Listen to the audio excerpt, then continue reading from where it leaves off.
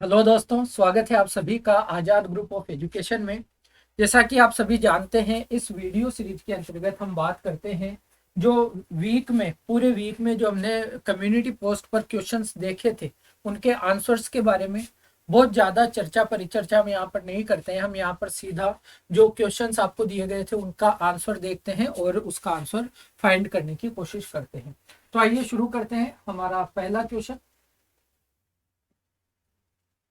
Question कह रहा है, निम्नलिखित कथनों पर विचार कीजिए।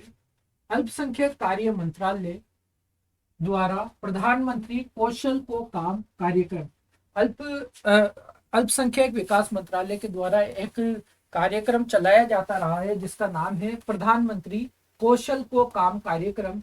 इस कार्यक्रम को प्रधानमंत्री ने प्रधानमंत्री विरासत संवर्धन योजना के रूप में नया नाम दिया गया है। जो पुराना नाम था प्रधानमंत्री कौशल को काम कार्यक्रम, इसे नया नाम दे दिया गया है पीएम कौशल विरासत संवर्धन योजना। तो यह बात बिल्कुल ठीक है, करेक्ट है। यह योजना अल्पसंख्यक कार्य मंत्रालय की 5 पूर्ववर्ती यानी 5 पहले की 5 योजनाओं को मिलाकर 5 पूर्ववर्ती योजनाओं की एकीकृत करती है। कौन कौन सी योजनाओं को? सीखो और कमाओ, उस्ताद, हमारी धरोहर, नई रोशनी और नई मंजिल। तो ये जो योजना है प्रधानमंत्री विरासत संवर्धन योजना, यह अल्पसंख्यक मंत्रालय की जो पहले की 5 योजनाएं थी उनको इंटीग्रेट करके तैयार की गई है, बनाई गई है। तो ये बात भी आपको बिल्कुल करेक्ट है, कोई दिक्कत इसमें नहीं है। सही का चयन करना है तो दोनों को हम सही यहाँ पर कह देंगे। आगे बढ़ते हैं।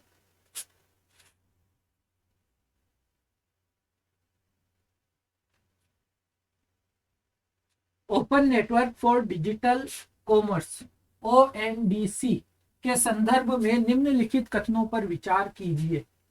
ओएनडीसी यह यानी ओएनडीसी ओएनडीसी वाणिज्य मंत्रालय के उद्योग और आंतरिक व्यापार संवर्धन विभाग द्वारा स्थापित एक ओपन ई कॉमर्स प्रोटोकॉल है या प्लेटफॉर्म है। तो ये ठीक है। जो ओएनडीसी है वो एक इस तरह का प्लेटफॉर्म है जिससे जैसे अभी आप क्या करते हैं, जब आपको ई कॉमर्स के द्वारा कोई शॉपिंग करनी होती है तो अगर आपको फ्लिपकार्ट से शॉपिंग करनी है तो आप फ्लिपकार्ट का ऐप डाउनलोड करेंगे, लॉगिन करेंगे, वहां से आप सिर्फ फ्लिपकार्ट पर जो भी चीज़ें अवेलेबल है उसकी शॉपिंग करेंगे। अगर आपको अमेजन से करनी है तो फिर आपको अमेजन का ऐप डाउनलोड करना पड़ेगा। अगर आपको मीशो से या मिंत्रा से करनी है तो फिर आपको उनके अलग ऐप डाउनलोड करने पड़ेंगे। और या फिर अगर आप व्यापारी भी हैं तो भी आपको अलग अलग चीज़ों पर अलग अलग जगह पर रजिस्टर करना होगा।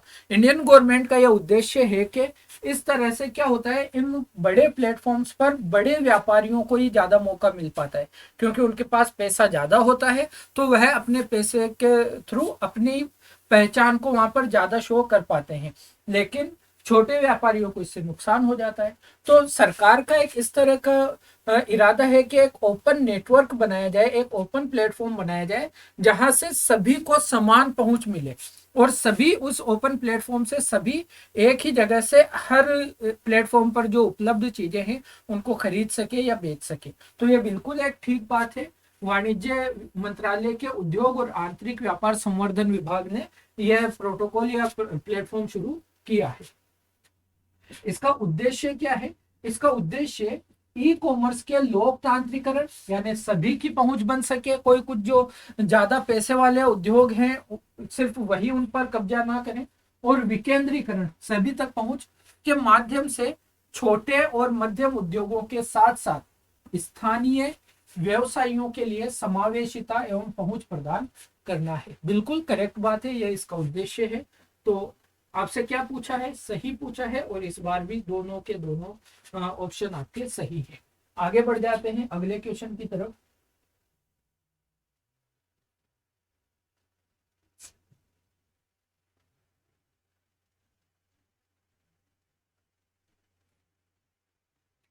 अगला क्वेश्चन है, ब्लैक कार्बन के संदर्भ में, ब्लैक कार्बन की बात कर रहा है के संदर्भ में निम्नलिखित कथनों पर विचार कीजिए। ब्लैक कार्बन एक दीर्घकालिक प्रदूषक है जो कार्बन डाइऑक्साइड के बाद ग्रह को गर्म करने में दूसरा सबसे बड़ा योगदान करता है। इस स्टेटमेंट में सब कुछ सही है, बस एक टेक्निकल मिस्टेक है, और वो मैंने आपके सामने यहाँ पर सर्किल भी या इसको हाईलाइट भी कर दिया है। आगे देखते हैं। अन्य ग्रीन हाउस गैसों के उत्सर्जन के विपरीत ब्लैक कार्बन तेजी से प्रक्षालित हो जाता है और उत्सर्जन बंद होने पर वायुमंडल से समाप्त किया जा सकता है। अब दो चीजें आप देखिए, अगर कोई प्रदूषक दीर्घकालिक होगा तो वह तेजी से समाप्त तो नहीं किया जा पाएगा, या अगर कोई प्रदूषक दीर्घकालिक होगा तो वह दीर्घ समय तक, लंबे समय तक हमें नुकसान पहुंचाएगा। तो अगर इन दोनों में से एक कॉन्ट्राडिक्शन सा उत्पन्न होता है कि या तो ब्लैक कार्बन दीर्घकालिक प्रदूषक है या ब्लैक कार्बन जल्दी से वायुमंडल से समाप्त किया जा सकता है। जो जल्दी से वायुमंडल से समाप्त किया जा सके वह दीर्घकालिक तो हुआ ही नहीं। ठीक है, तो अगर हम बात करें तो यहाँ पर जो ब्लैक कार्बन है वो अल्पकालिक प्रदूषक है, अल्पकालिक। यह बात ठीक है कि CO2 के बाद में ग्रह को गर्म करने में दूसरा सबसे बड़ा योगदान करता यह है, लेकिन अल्पकालिक है। ठीक है, दूसरी बात सही है क्योंकि पहली हमने गलत की।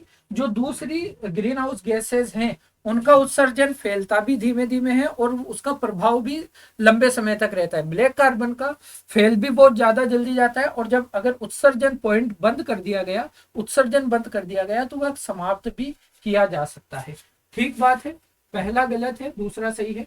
ब्लैक कार्बन एक प्रकार का एरोसोल है, ये भी सही है। एयर में ही, एयर के द्वारा ही ये चीजें होती है। तो क्या पूछ रहा है, सही कथन या कथनों का चयन करें। पहला तो हमने गलत कर दिया, तो ऑप्शन डी होगा हमारा आंसर। ये था हमारा थर्ड क्वेश्चन। अगले क्वेश्चन पे चलते हैं।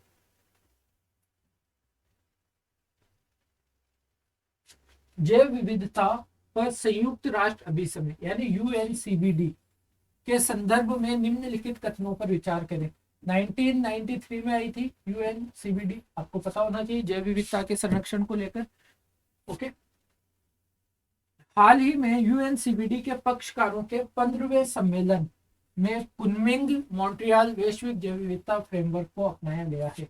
को15 जो जैव विविधता संरक्षण को लेकर जो UNCBD का होने वाला था, इसका कुछ पार्ट तो चीन में हुआ 2021 में, और कुछ पार्ट जो बच गया था वो अभी हुआ है मॉन्ट्रियल में, कनाडा में।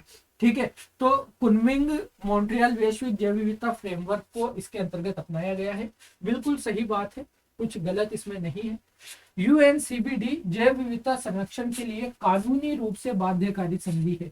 जब भी आप किसी संधि को पढ़ते हैं पर्यावरण संरक्षण को लेकर, तो ये वाली बात आपको जरूर उनके बारे में पता होनी चाहिए।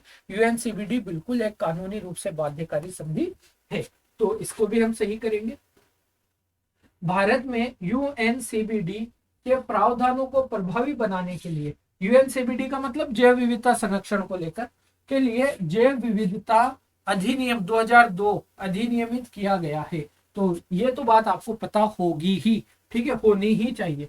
तो तीनों सही है, वापस से सही पूछ रहा है तो डी होगा हमारा answer. First, second and third सभी इसमें सही हैं। आगे बढ़ते हैं, लास्ट क्वेश्चन हमारा होगा।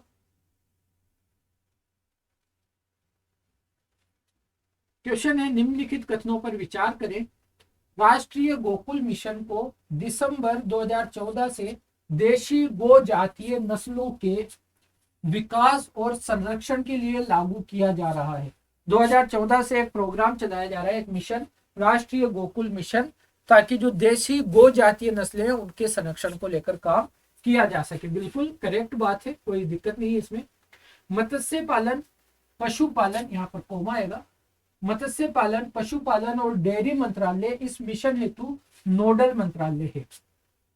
तो नोडल मंत्रालय के मामले में भी ये बात हमारी बिल्कुल करेक्ट है, इसमें कोई परेशानी वाली बात नहीं है।